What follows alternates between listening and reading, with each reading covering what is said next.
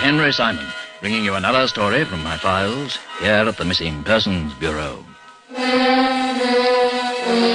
In these stories of the Missing Persons Bureau, dramatized for Henry Simon by Ross Napier, names and addresses have, for obvious reasons, been changed.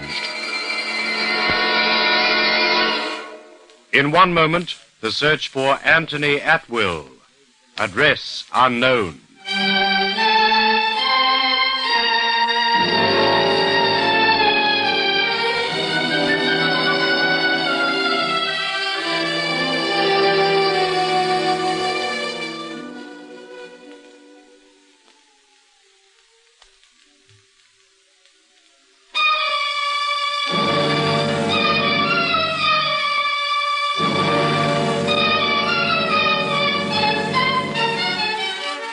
And here again is Henry Simon. There are many attractions for the tourists in London. Indeed, almost as many attractions as there are tourists, which is something that can be said of no other city, with, of course, the possible exception of Rome. There's Buckingham Palace itself, Clarence House, and the Palace of St. James. There's St. Paul's Cathedral and the Tower of London. There's the Old Bailey, the Law Courts, the British Museum. These to mention only a few. But of all the attractions which London offers, there would surely be none to compare for colour and splendour, for pomp and ceremony, with the changing of the guard.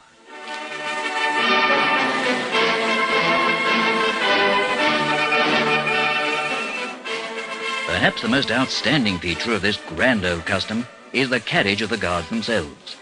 Many is the time I've watched them fascinated, marvelling at their bearing, their capacity to stand at rigid attention, almost without batting an eyelid for hours at a time. Their bearskins or busbies heavy upon their foreheads, their buttons, braid, and boots flashing, be the skies grey or blue. It's a capacity I have yet to see equalled anywhere in the world, and a ceremony that can never be surpassed.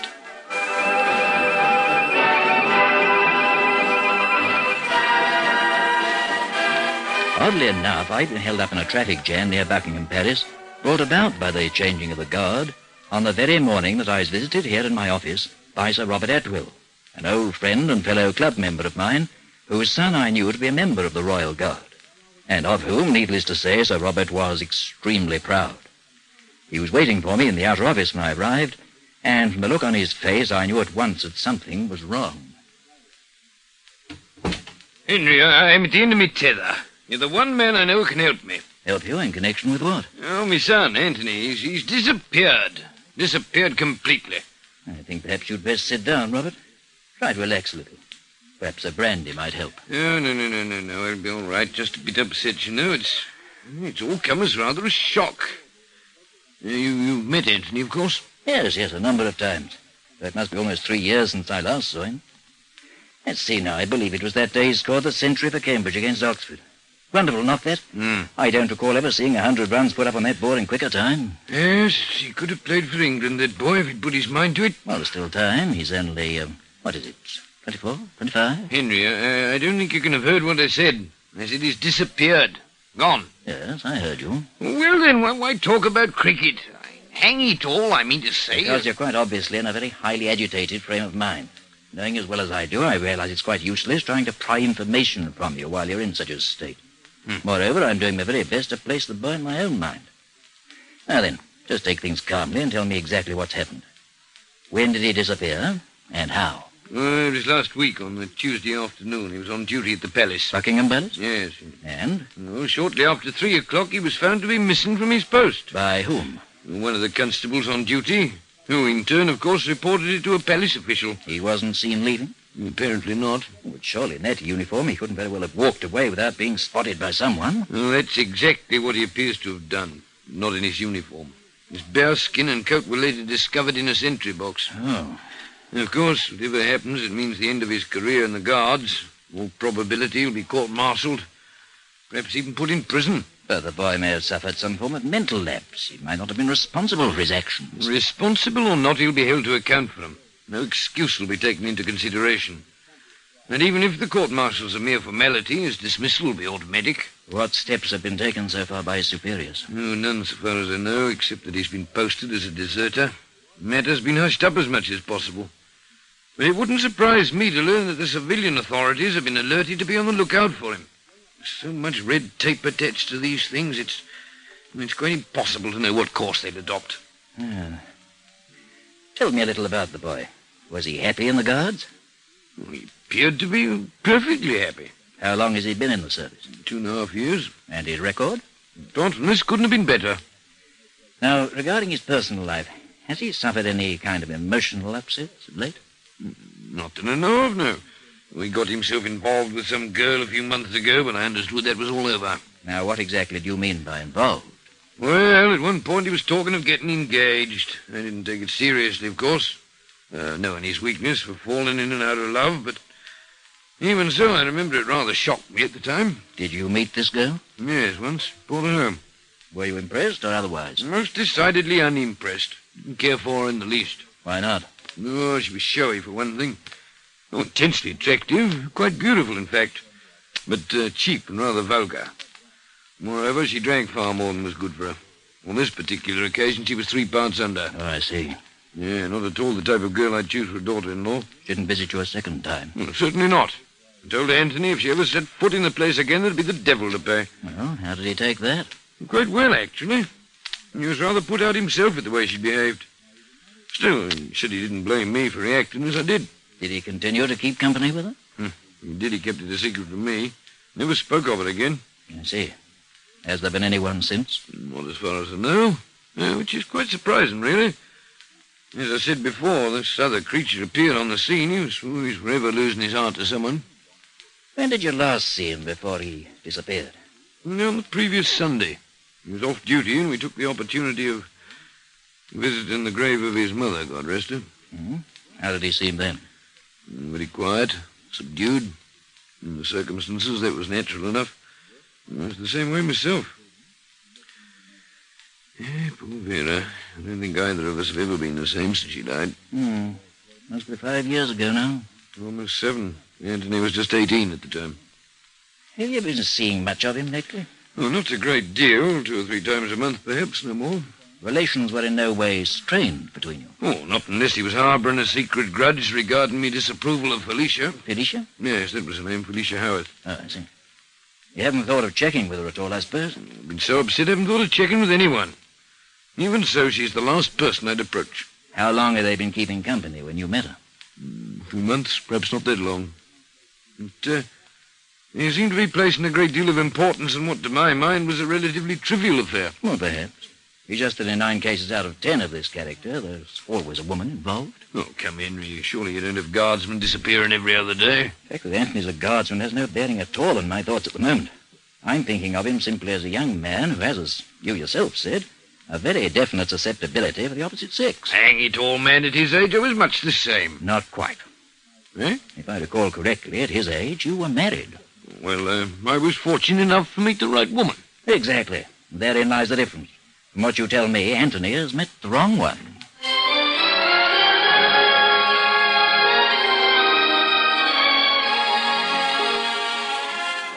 Following Sir Robert's departure, I sent for Agent Paul Studdy, with whom I discussed the case in detail. As it happened, Studdy was also working on 2 other cases at the same time, both of them, curiously enough, involving young men in roughly the same age group as Anthony Atwell. It was, therefore, only to be expected that he should be very reluctant to take on a third.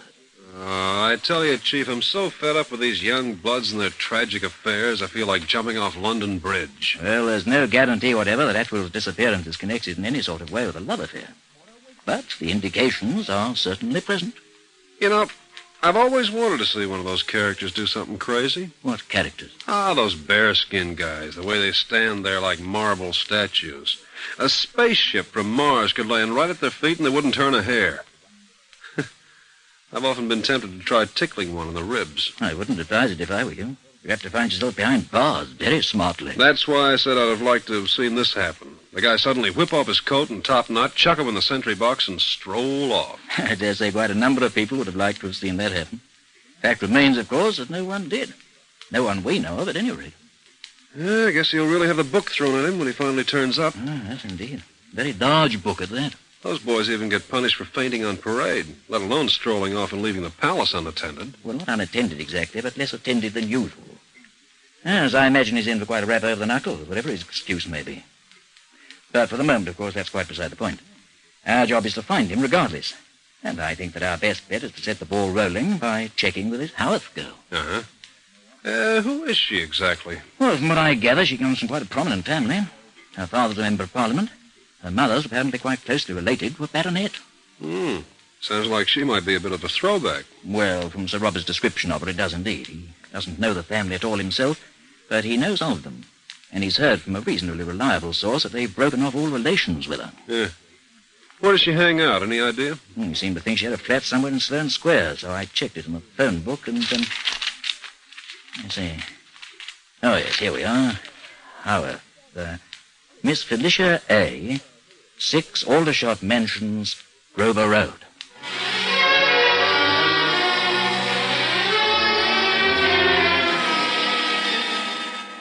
It was a pre-war block, not very far from Sloane Square Station. Taking a lift to the second floor, Studdy made his way along a narrow carpeted passage to a door marked 6 at the far end. In all, he knocked 4 times and was just preparing to retrace his footsteps back along the passage when the door opened and he found himself confronted by a slim young woman in a flame-colored bathrobe. Her dark hair was wet and hung limply at her shoulders. Her feet were bare, and she wore no makeup. Yet there could be no doubting that she was an uncommonly beautiful girl, despite the look of annoyance which clouded her features. Every time I take a bath, I can count on someone arriving in the middle of it. Pardon me, it wasn't planned. Who are you? What do you want? Well, the name is Studdy. I'm from the Missing Persons Bureau. If you're Felicia Howarth, I want that we should have a few brief minutes of chat. About what? Well, a friend of yours, Anthony Atwell. Oh. Well, in that case, you'd better come in. Thanks. Well? What about Anthony? Seen him around lately? Not for a week or so. Why? Because he's missing. You don't tell me. Uh-huh. Any idea where he might be? Not the slightest. But when you find him, you might contact my solicitors. Uh-huh. Why? Because I intend suing him, that's why. Suing him? For what? Assault.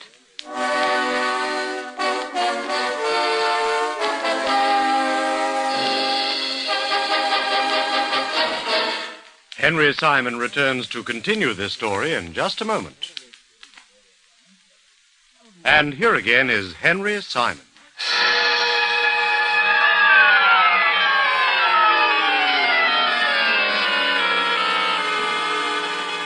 Somewhat taken aback, Studdy stared hard at the young woman, who met his gaze unflinchingly, running a carefully manicured hand through her limp hair as she did so, the corners of her mouth registering faint amusement at the agent's obvious surprise. You look a little shocked, Mr. Studdy. That's putting it mildly. Assault's a pretty serious charge. No more serious than the damage he might have done me if he hadn't been stopped when he was. Stopped by who? Harry Gordon, a friend of mine. We were walking along the street minding our own business when suddenly Anthony appeared in front of us. He called me a filthy name, then knocked me down. I fell on the pavement and skinned my elbow. It all happened so quickly it was over before I'd had time to draw breath. Then when Harry turned to grab him, he ran away. Now, when was this? Last week. Swelling in my jaw's almost gone numb. But you should have seen it a few days ago. Uh-huh. What day last week? The Tuesday afternoon, around 3 o'clock. And, that's when he was found missing from his post. Well, he wasn't in uniform. Just the trousers and the boots. Whereabouts did it happen? In the mall. About halfway along. Going towards the palace or away from it? Away from it. We were actually coming from Victoria. Uh-huh. So you did pass the palace? Yes. Did you happen to see Atwell on guard? Well, I wasn't looking for him. Obviously, he saw you. Well, the next time he sees me, it'll be in court. You and he were pretty chummy at one stage, weren't you? We went out a bit together, yes. When was the last time? Oh, 2, perhaps 3 weeks ago. Were you seeing each other regularly before that? Every day. Now, according to his father, he broke things off with you a couple of months back. That old fogey wouldn't know what year it was. You weren't engaged to be married by any chance? Why do you ask that? Just curious. Well, as a matter of fact, we were. We kept it quiet from the old boy, but I was wearing his ring for over 3 months. Up till the time he beat you up? I'd taken it off a week or so before. Why? Oh, he began to bore me. I decided I didn't want to get married after all. And you returned the ring? No, I hadn't got around to it. But you had broken the engagement. Oh, more or less. It was sort of up in the air. And meanwhile, you were going around with this Harry Gordon, huh? Harry and 1 or 2 others. I always did enjoy variety. I guess you realize you've probably wrecked Atwell's life. Oh, you're breaking my heart. Well, I guess that's something anyway. What? I was beginning to wonder if you had one.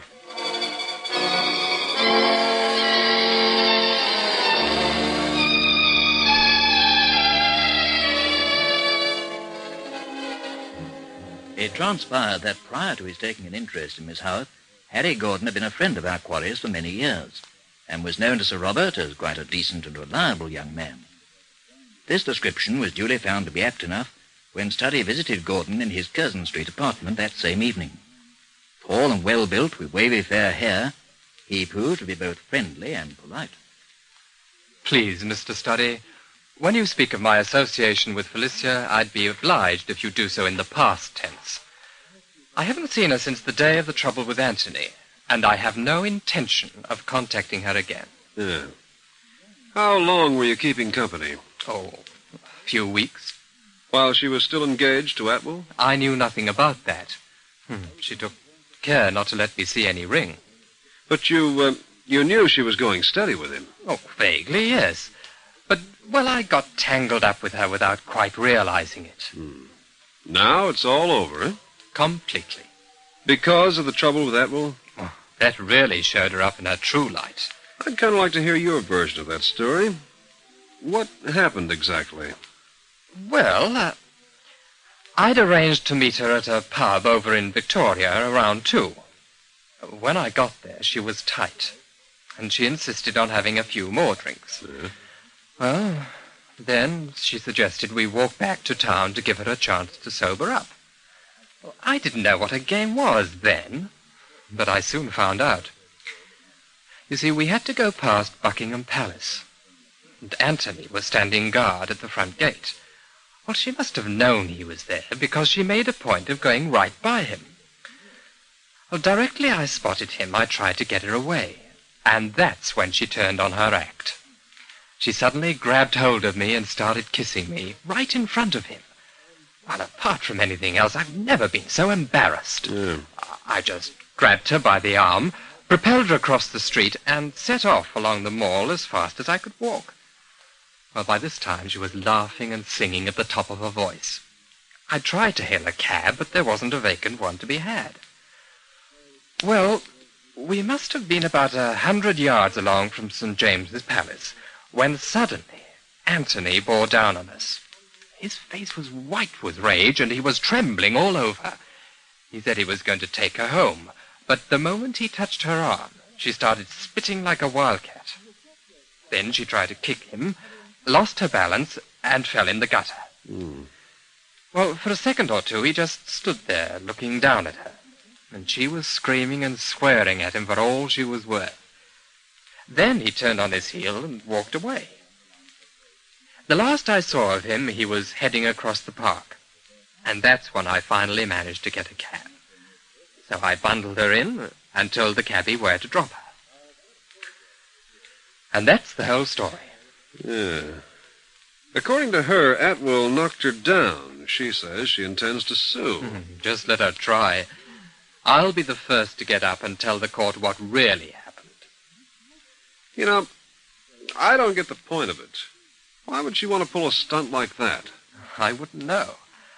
Frankly, at the time, I think she was too drunk to know herself. Yeah. Well, if it was her intention to ruin the guy, she did a mighty fine job. Even as things stand, he's in one heck of a mess. But when this gets out, he'll be finished for good.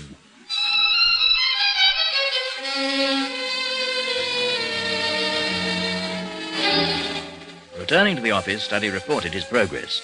if such it could be called. In reality, we were no further advanced than we had been before. Indeed, we were a good deal worse off, because we'd exhausted our only leads and had nothing at all to show for them. In view of this, we had no option except to push the case to one side in favor of other, more fruitful investigations. It was purely a temporary shelving in the absence of pertinent information, but it was difficult for me to explain this to Sir Robert, who appeared to be of the belief that we were abandoning the search altogether. As it happened, the case was opened abruptly some 2 days later, when, shortly before 5 in the afternoon, Studdy received a phone call.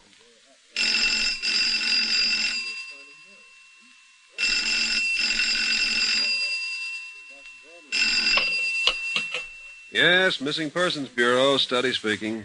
Felicia Howard here, Mr. Studdy. Oh? And to what do I owe this doubtful honor? Would you come over right away? Over where? To my flat. Why?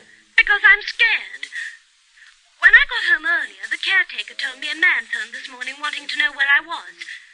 Apparently, he'd rung my flat and couldn't get an answer. So? He wouldn't leave his name, said he'd call back. Uh-huh. Well, I'd only been in about 20 minutes. The phone rang, I answered it, and the line went dead. There was someone at the other end, I know that. They hung up in my ear. I think it was Anthony, Mr. Studdy, checking to see if I was home. I think he's on his way here now. So you want me to come over and protect you, huh, in case he gets violent? I phoned Harry Gordon, but he wouldn't come, the low-down swine. It's all his fault anyway. He's to blame for the whole thing.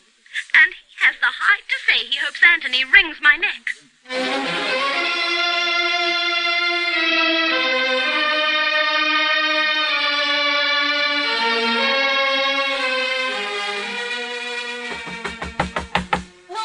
The big bad wolf. Now open up or I'll huff and I'll puff. Just a moment.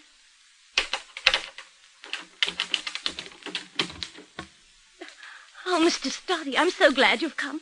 I've been sitting here waiting, scared sick. There's no one I can turn to now, only you. If you're the wronged party in this deal, as you claim, how come you're so squeamish? I've been thinking things over. He's quite mad. He must be. When you came here before, there was something I didn't tell you. I figured there might be. When he found out about Harry, we had a dreadful scene. He told me if he ever caught us together, he'd kill me. This was before the other business? The previous evening. Yet you deliberately went out of your way to let him see you crawling all over the guy in public. I've been stewing about it. I had too much to drink. I didn't know what I was doing. I just wanted to show him I wasn't bothered by his threats, that I'd do as I chose. You're bothered plenty now. Wouldn't you be if you were in my shoes? Beautiful. If I was in your shoes, I'd cut off my feet. Oh, please, Mr. Studdy, don't joke. I'm telling you, he's out of his mind. Well, he hasn't shown up yet. Maybe he's not.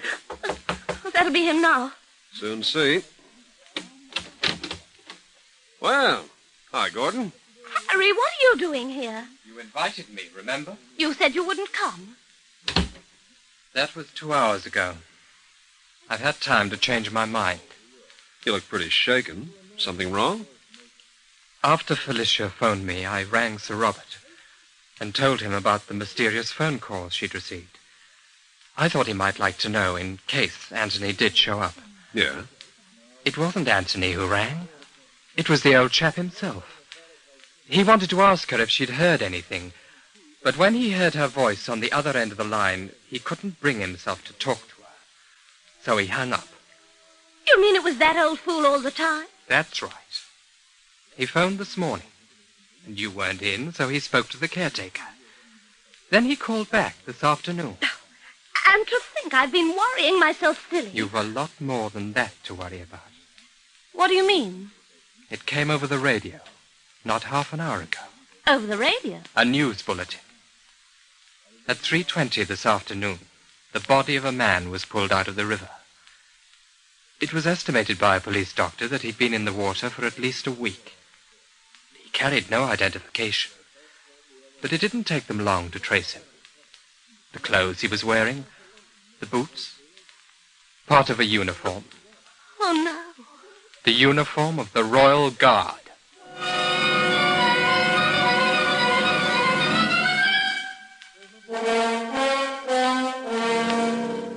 Henry Simon returns to conclude this story in just a moment.